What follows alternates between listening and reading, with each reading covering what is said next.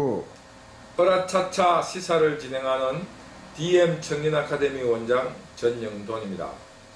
오늘은 최순실의 국정농단에 대한 이야기를 해보도록 하겠습니다. 최순실의 국정농단의 어떤 정치 사회적인 배경, 두 번째 현실적인 문제, 세 번째 결론적으로 해법과 전망에 대하여 말씀을 나누도록 하겠습니다. 지금 현재 최순실의 국정농단은 대통령 집권 말기마다 일어나는 5년마다 일어나는 현실입니다. 따라서 이런 배경에는 첫째 제도적인 배경, 대통령제와 5년 단임 문제, 두 번째로 정권 교체에 대한 경직성, 세 번째 정치 사회적, 정치 문화적 배경으로 우리 한국의 파생성의 이유가 있다고 생각합니다.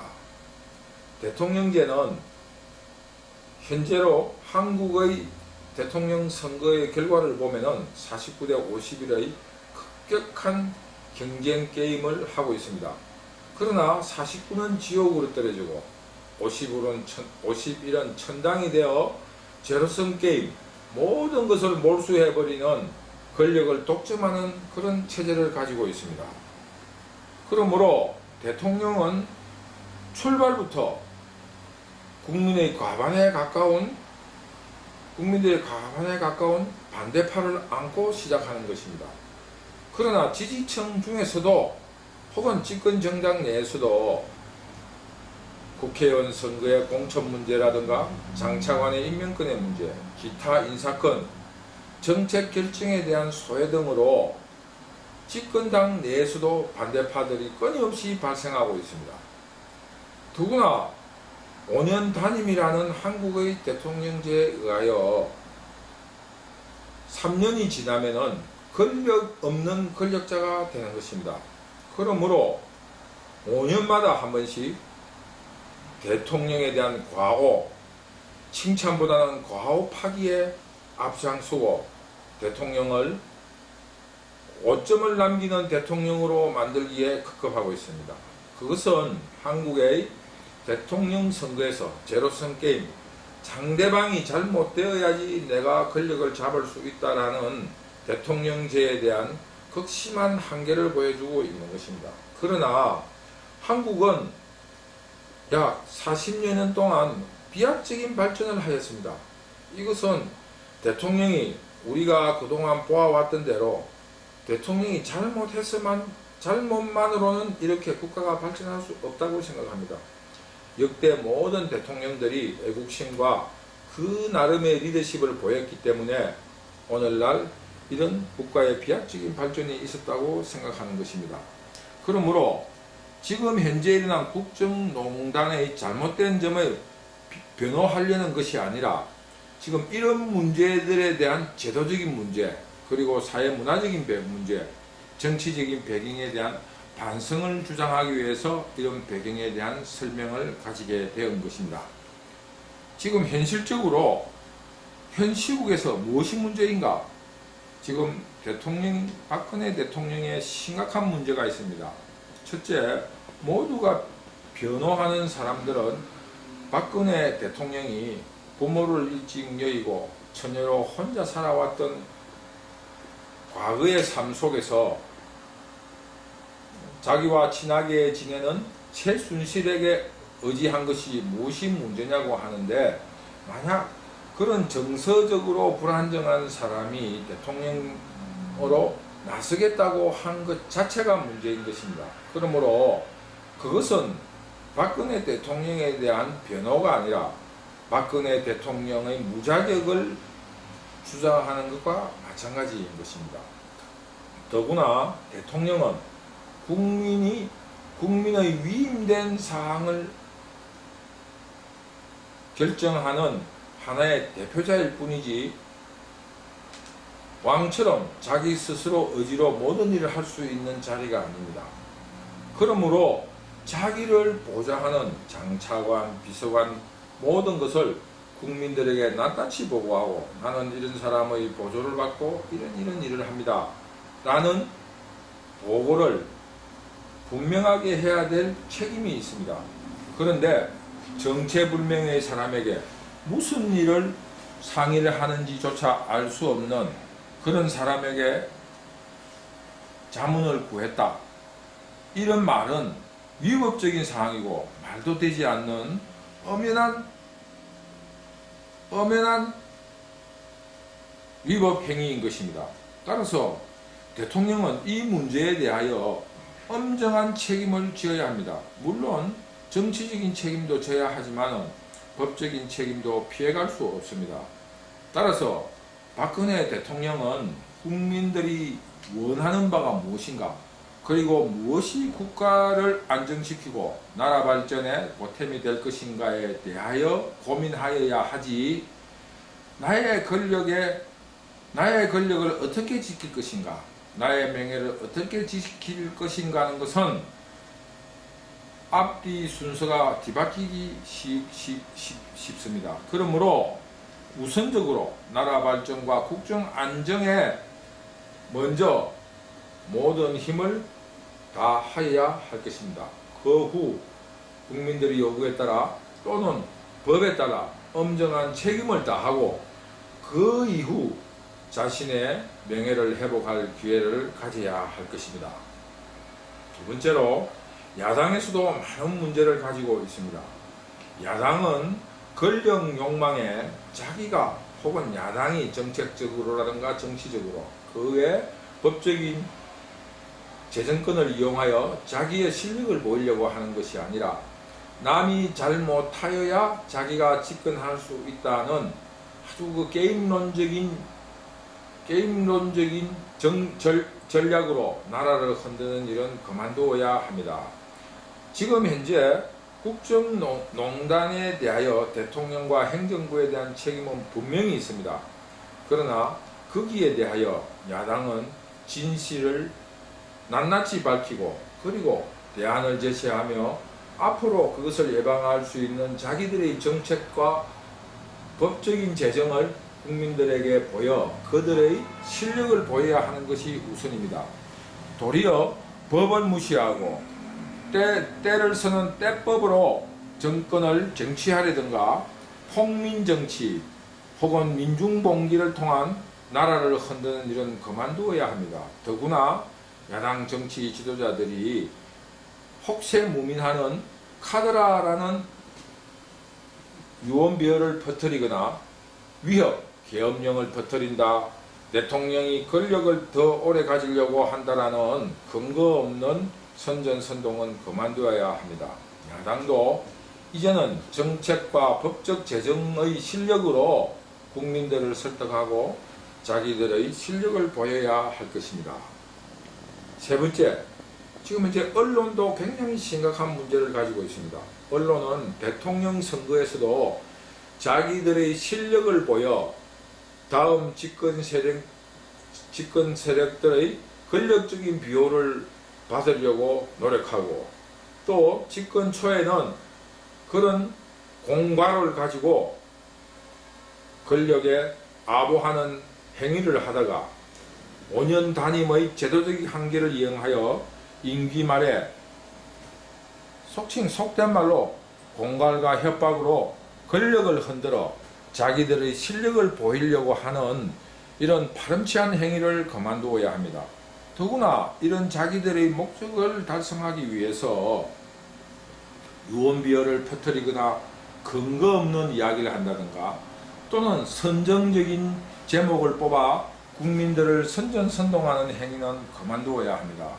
이제 제3의 권력이란 언론도 국민의 감시를 받아야 하며 강력한 법적인 재정을 통하여 언론이 선기능을 할 수 있도록 계몽하고 국민적인 견제와 감시를 받도록 노력해야 할 것입니다. 언론은 권력에 대하여 언론의 자유를 가지지만은 그 반대로 국민들에 대한 무한 책임도 져야 한다는 의무와 권리에 대한 균등한 책임의식을 갖도록 모든 제도와 국민의식이 반영되어야 하리라 생각합니다. 네 번째, 시민단체에서도 지금 현재 한계를 노출하고 있습니다. 최순실 국정농단에 비판하는 세력은 국정농단만을 비판한 것이 아니라 소고기 파동, 제주도 해군기지 문제, 사드 배치, 북한 핵의 문제 등 모든 국가 정책에 대하여 반대를 위한 반대를 해왔습니다. 물론 그들의 정의로운 부분을 인정하지 않는 것은 아니지만, 그러나 분명한 것은 지금 최순실의 국정농단에 대한 국민 저항에 앞장선 세력들도 반대만을 위한 반대를 하는 세력이라는 것 또한 부인할 수 없는 사실입니다. 그와 반대로 최순실을 비호하는 혹은 변호하는 시민단체 또한 권력층에 대하여 비판적인 시각을 가지는 것을 거부하고 모든 것을 변호한다든가 찬성하는 것 또한 부인할 수 없는 사실입니다. 그러므로 시민단체가 국민의 자유와 나라의 번영에 무슨 공헌을 하고 있는가에 대한 의심을 가지지 않을 수 없습니다. 따라서 시민단체의 그들의 정의감 혹은 그들이 말하는 그 어떤 진실에 대하여 국민 모두는 의심의 눈초리를 가지고 있습니다. 그들은 정당이나 예비 권력 혹은 그들의 이익을 위한 정의대로 행동하고 있지 않는가 라는 의심을 가지는 것입니다. 따라서 시민단체는 시민이란 이름 그 자체대로 합리적이고 이성적이며 나라 발전과 국민의 안정을 위하여 옳은 것은 찬성하고 잘못된 것에 대한 냉혹한 비판을 할 수 있는 건전한 시민단체로 거듭날 수 있어야 할 것입니다. 다섯 번째, 사회문화적인 한계를 노출하고 있습니다. 국민들은 언론 매체라든가 기타 여러 가지의 매스미디어를 통하여 나오는 모든 정보들을 무비판적으로 받아들이고 선전선동에 보완해동하는 행위를 해서는 안 됩니다. 이제 한국도 선진화된 국민의식으로 올바르고 합리적으로 판단하여 옳은 것은 옳게 판단하고 잘못된 것은 잘못되게 판단하는 건전한 국민의식을 가져야 합니다. 파쟁, 즉 지역적인 문제라든가 지역적인 파쟁, 세대적인 파쟁, 이념적인 파쟁에 휩쓸려 무비판적으로 반대만을 위한 반대를 한다든가 찬성을 위한 지지를 보내는 이런 무비판적인 행동은 벗어나야 합니다. 그러므로 결론적으로 앞으로의 해법과 전망을 어떻게 해야 할 것인가? 본래 박근혜 대통령의 임무는 해방 이후 기승전결로서 박정희 대통령이 만들었던 갈등과 여러 가지 이념적인 어떤 서로의 경쟁, 이것을 통합하는 책임을 진 사람입니다. 그래서 박근혜 대통령은 구시대를 마감하는 사람으로 마감을 짓고 새 시대를 여는 역할을 해야 하는데 도리어 의외의 역할을 함으로써 큰 과오를 저질렀다고 저는 생각합니다. 따라서 선의로 박근혜 대통령이 호남을 가서 아버지 박정희 대통령이 했던 여러 가지의 갈등에 대하여 사과하고, 또 영남에 가서 박정희 대통령을 통한 기득권에 대하여 내려놓기를 호소하며 다음 시대를 열어야 함에도 불구하고 자기 이익과 측근들에 의해 바보처럼 놀아났다는 것은 이미 통탄할 사실인 것입니다. 그러므로 박근혜 대통령이 선의에 의한 구시대를 마감하고 새 시대를 여는 그런 역할을 할 수 없게 되었습니다. 이제는 국민들에 의하여 강제적으로 기성정결의 구시대를 마감해야 합니다. 따라서 현재 개헌을, 새 시대를 여는 개헌을 전제로 첫째, 지금 현 대통령과 국회의원들이 개헌을 선언하고 대통령에 대한 견제를 임무로 하는 국회의원들의 책임을 다하지 못한 것으로 인하여 국회를 해산한다든지 국회의원 총사퇴를 해야 합니다. 대통령은 국회 해산 혹은 국회의원 사퇴를 전제로, 총사퇴를 전제로 대통령을 자진사퇴해야 합니다. 따라서 개헌을 통하여 국회의원과 대통령을 동시 선거를 실시해야 합니다. 따라서 그러면은 국회의원과 대통령의 임기를 조정하고 또 선거를 동시에 실시함으로써 국정 낭비를 줄일 수 있을 것입니다. 더불어 새 시대를 맞이하는 입장에서 개헌과 더불어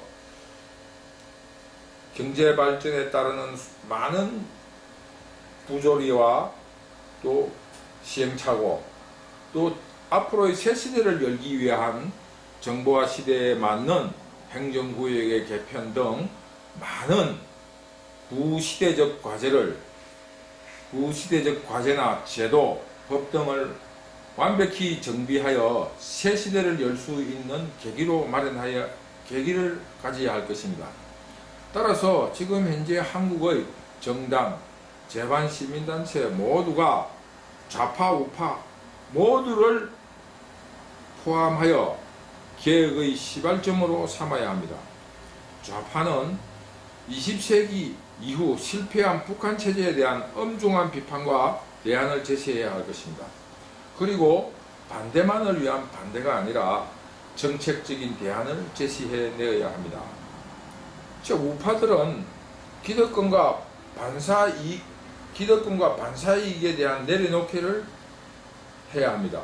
지금 현재 가장 대표적인 세력으로 재벌과 그에 기대어 있는 반사이익을 받는 세력들은 지금 재벌과 그의 기득권들이 스스로 일어난 것이 아니고 정책적인 배려라든가 국민들의 어떤 세금에 의해서 일어난 일임을 분명히 자각해야 합니다.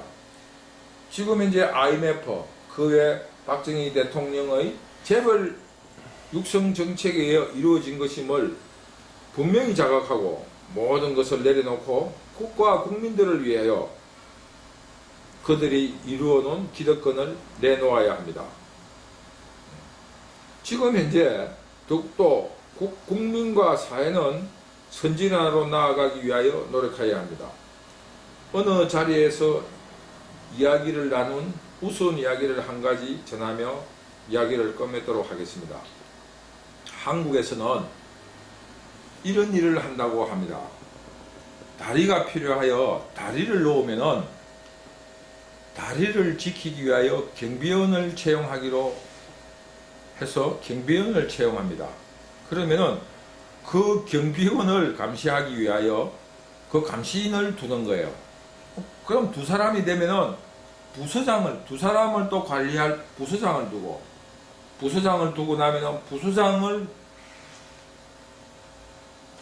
부서장을 수행하는 비서, 그 외에 총무를 두게 되어 방만하게 되는 것입니다. 그리하여 예산을 너무 많이 쓴다고 하면은 가장 힘없는 경비원을 해고하는 것입니다.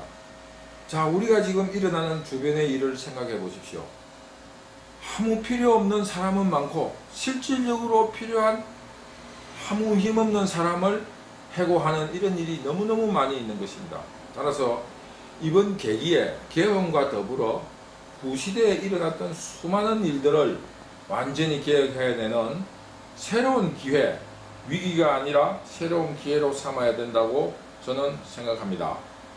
오늘 으라차차 시사는 이것으로 마치겠습니다.